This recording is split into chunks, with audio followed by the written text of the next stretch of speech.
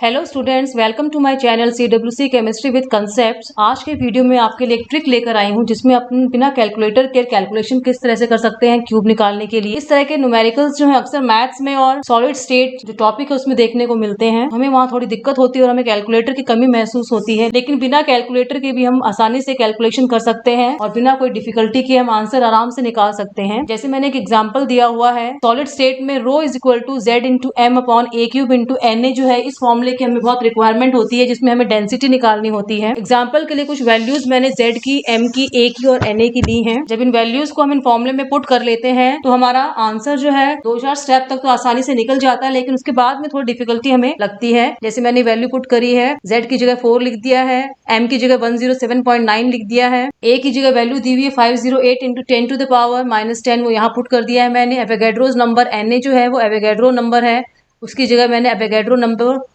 की जो वैल्यू होती है वो पुट कर दी है। 107.9 को मैंने रफली जो है 108 कर दिया राउंड ऑफ करके, और जब इसको सॉल्व किया मैंने 10 टू द पावर -10 का पावर 3 है, इसको सॉल्व किया जब मैंने, और 10 टू द पावर 23 को आपस में सॉल्व कर लेंगे। जैसे यहाँ दिखा रखा है मैंने, 10 टू द पावर -30 हो जाएगा, ये 10 टू द पावर 23 हो जाएगा। इसको और इसको सॉल्व कर लेंगे तो हमारा आंसर 10 टू द पावर -7 तक आ जाएगा। कुछ हद तक हमारे सिंप्लीफाई हो जाता है।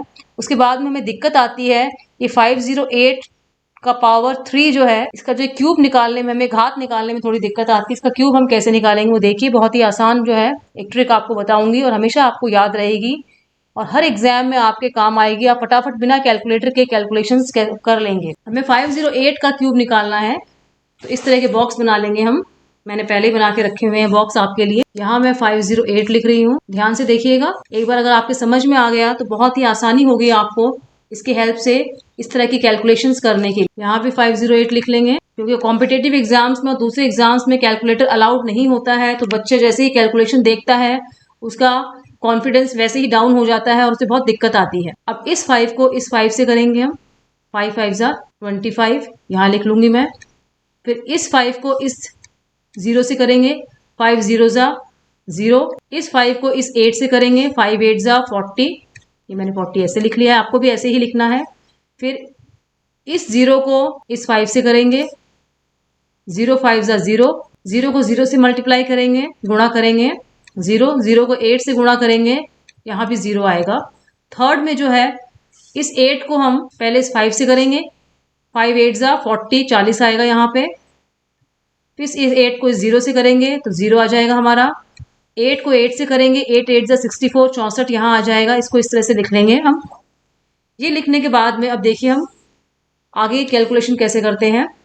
अब हम इसको जोड़ेंगे, किस तरह से जोड़ेंगे वो देखिए। अब हमको इस तरह से इसको जोड़ना है, डायगोनली विकर्ण के रूप में जोड़ना है। इस तरह से जोड़ेंगे तो हमारा क्या आंसर निकलेगा वो देखिए। इस वाले कॉलम में जोड़ने के लिए एक ही है, तो इसको मैं 4 लिख दूंगी, 4 लिख दिया इसको हमने। अब यहाँ जोड़ेंगे तो 0 6 0 6 आ जाएगा। यहाँ सारे के सारे 0 हैं तो 0 लिख दूंगी इसको मैं।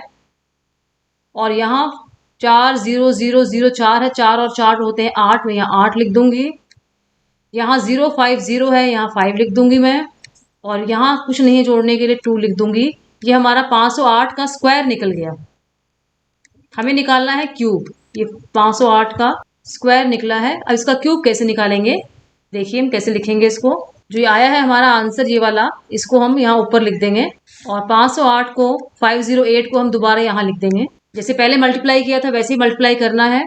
पहले इस 5 को इस 2 से करना है, 5 2 जा 10 10। 5 को 5 से करना है 25, 5 को 8 से करना है 5 8 जा 40, 5 को 0 से करेंगे 0 आ जाएगा। 5 को 6 से करेंगे, 5 6 जा 30, 30 आ जाएगा। 4 से करेंगे 20 आ जाएगा। अब इस 0 को इस 2 से करेंगे, 0 आ जाएगा। इस 0 को इस 5 से करेंगे, सब में 0 आ जाएगा, क्योंकि 0 को किसी से भी मल्टीप्लाई करते हैं, गुणा करते हैं तो हमारा आंसर 0 ही आता है, तो सब में 0 आ गया। अब इस 8 को इस 2 से करेंगे, 16।